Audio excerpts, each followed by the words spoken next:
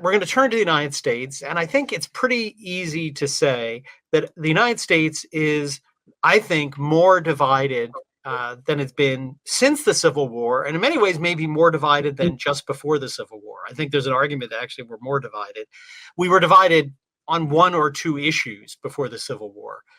Yep. Maybe three, depending how you cut it, but one or two, where I think now we're divided across the board in what a philosopher would say sort of worldviews, completely different. So two little stories that sort of highlight the nature of this divide that were on show this past week. One was the so-called blue state versus red state debate. So Governor Ron Desantis from Florida and Governor Gavin Newsom from California they call these things a debate, which my debating background bothered me because it's not really a debate. It's like questions and shouting at each other. They don't actually have a formalized debate, which I think would improve it.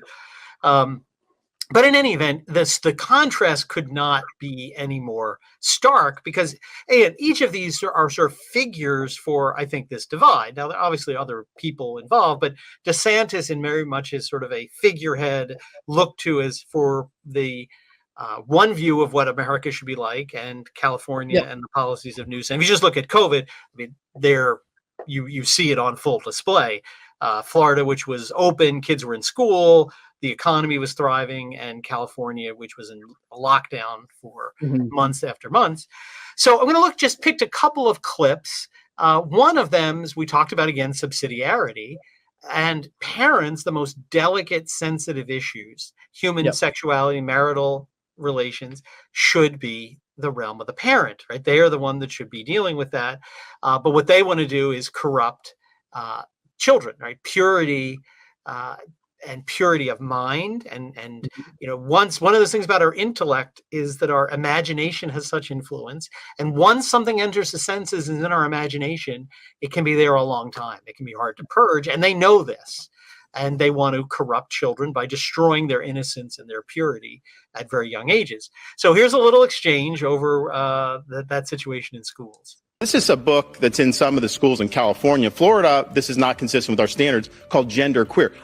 Some of it's blacked out. You would not probably be able to put this on air. This is pornography. It's cartoons. It's aimed at children, and it's wrong. However, Newsom fired back, saying DeSantis is taking the book banning a bit too far. You are on a book banning binge, your state. 1,406 books, 3,362 in this country. You didn't answer. Florida's what about those books? That's not, we don't provide for K through third grade education, that kind of curriculum. It's just made up. These guys make it up. And again, notice he doesn't answer the question. What about that book that's in a California school, according to DeSantis? He doesn't answer it. Oh, we don't do that. We don't do that. Well, then what's this doing in your school? It reminds me a lot of those school board meetings where parents were reading out of the books their kids are given in school. And they said, oh, you can't say that in public. It violates decency laws. We can get you arrested. It's like, but you can read it to my kid. Again, just absolutely amazing there. And that same question of numbers. That's when I mentioned the numbers. I was thinking of this. So the question isn't how many books have been removed from school libraries, but what were they? Were they pornographic, obscene books like this? In which case, if there were 100, 1,000, it really doesn't matter how many. That's not the issue. It's sort of what is in the books. And also, let's notice Governor Newsom's ridiculous response. Well, we don't do this with the elementary school grades. What? So you give it to fourth graders? That's okay. What in the world? So it's ridiculous. I think you're totally right. This is a matter of we've got. Obviously, these books shouldn't be shown to children. I do think it's interesting that Governor DeSantis, he fell back saying, well, I'm not trying to ban books. In my opinion, I think we should double down. We should ban these books. Even not just in schools. This shouldn't be allowed to be distributed. It's an interesting thing.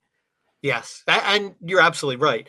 I mean, he's talking specifically about the issue. It shouldn't be in a school, banned from the school. Yeah. There's a broader issue there, which the country used to have. I mean, pornography was illegal to sell, but it's become big business. It's billions of dollars into pornography. And then, we have some money to make out of this. Yeah. Well, issue 2. Here's our clip 2. Professionals believe a baby is viable outside of a mother's womb by between 24 and 26 weeks. That is the general scientific consensus. It changes. There are some variations on it. Abortion is legal in your state, quote, up to viability, is my understanding, unless the mother's health is in danger. I'd like to get you on the record. You've been unwilling to answer this question. Should there be any restrictions on the issue of abortion that you support at all? Because funding in California, you have allocated in your budget $265 million for abortion last year alone. My question, very specific. Do you support any restrictions at all on abortion, especially in months 7, 8, and 9, past viability? I'm going to answer that question, but let's talk about the issue of abortion. Let's talk about the issue of abortion. You're going to answer it? I'm going to answer that question. I'll repeat that. But I think this is important, and it bears repeating. Ron DeSantis has signed the most extreme anti-abortion bills in America. He signed a bill banning any exceptions for rape and incest. And then he said it didn't go far enough and decided to sign a 6-week ban before women even know they're pregnant, Ron, before women can even access a doctor's appointment. So extreme is your ban that criminalizes women and criminalizes doctors that even Donald Trump said it was too extreme.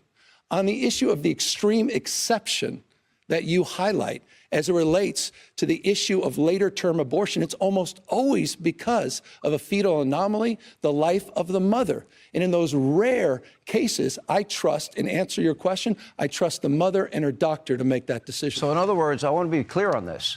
If a woman and her doctor, for any reason, not for any reason. No. I'm extremely rare. Should there this be? Is a canard. I know where you guys are going, Sean. You're even uncomfortable with this whole issue. This is where you guys have to go to cover for the extreme anti-abortion agenda of Ron DeSantis. Should there be? Who's hurt your party. Would you support a ban on abortion in 7th, 8th, or 9th month if the mother's life is not in jeopardy? Extreme exception. People aren't going on and having abortions. Should it be illegal then? Unless something devastating has happened. Should it be illegal? It should be up to We'll cut it short. He still never answers the question, which you probably guessed. And first of all, he's wrong on the facts. It is not rare in California. There are actually a large number of abortions in 7th, 8th, and 9th month. So he's totally wrong on that. But I also want to point out his utter inconsistency in his argument. So first he says, oh, this is this rare exception. What are you talking about? Late-term abortions. But then he brought up earlier rape and incest. Now, according to even their own data, Planned Parenthood, the amount of abortions related to rape and incest are less than 1%. So he picks a rare exception.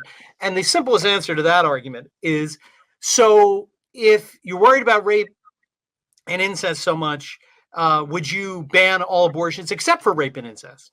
Oh, no, I'm not in favor of that. Right? So really, it's just a red herring. They really don't care about that. It's just a way to play to what they think will get them sympathy. But this is sort of the extreme our country's come. He is correct. Not a prediction. Governor DeSantis signed a 6-week bill that basically says you cannot get an abortion in the state of Florida after 6 weeks. It's been tied up in the courts a bit, so there's not been completely enforced. But other states like Texas have. There's a developing story in Texas, actually. They're trying to bring that down, but maybe we'll get to that next week. But in California, up until the moment of birth, literally, in the middle of birth, you can have an abortion, and it is legal. And again, Newsome, what he's saying is, I'm leaving it that way. He tries to pretend it's only in the case of the mother's death and other things like that. But that is the stark contrast we have in our country. This is not a difference about should the capital gains tax be 15 or 20%. Right? Yeah. These are the fundamental. Should children be given pornography in 4th grade? We'll give them the benefit of the doubt, even though 3rd graders probably can get it. And can children be killed in their mother's womb up until the moment? And even in California, they're talking about these laws about even after birth that they can be killed. So that's how divided we are. We had this debate between the non-Trump candidates with the GOP. And something I noticed is that we continually have a talking point come out, which is saying, well, the government shouldn't be involved in suppressing this transgenderism. Nikki Haley was pressed on this in a separate interview. They asked her, well, look, how can we stop the genital mutilation of children? And she says, well, I don't think the government should be involved in that. That is now the Republican, the conservative talking point. They don't want to conserve anything. All they want is sort of a government that's detached, loosely based on free market capitalism, and we'll let the liberal society do whatever they want. We'll let the liberal culture take over and do these awful things like promote transgenderism. So that's on one level, but what are they actively promoting, the conservatives? Another story I wanted to mention is, of course, Representative Santos was a GOP representative in the House of Representatives, and awful things came out about him, about misuse of campaign funds, him consistently lying, partaking in degenerate activities. That's the kind of man that the GOP is promoting and has been promoting. We're promoting candidates like Nikki Haley or Chris Christie, who are actively saying, well, I don't want to do anything about the transgender crisis. They're not fighting back against this liberal culture that has taken force. And until we start bravely asserting that we need to start conserving traditional Catholic or even just Christian, we have Chris Ferrara's great book, Liberty, the God That Failed, talks about this great sort of Christian nationalist tradition within the United States of just being based on broad Western values at the very least. We need something like that rather than this free market capitalism, do whatever you want. At the end of the day, that's just a more moderate form of liberalism and is not going to solve any of the problems that we have today. Absolutely right. This, and the again, to give DeSantis credit, Haley again took that line, and he's at least said, which is better than nothing.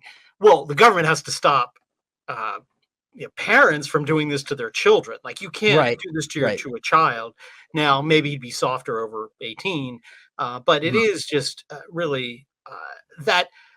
And this is the danger of working with libertarians, because in the environment we're in right now with an oppressive Marxist government, libertarians are kind of helpful allies, sort of fellow travelers, because they're also opposing the tyranny that's here. The problem is they have nothing really to replace it with, because what they replace it with is the liberalism that got us here from the 19th century. And that's kind of what's on display.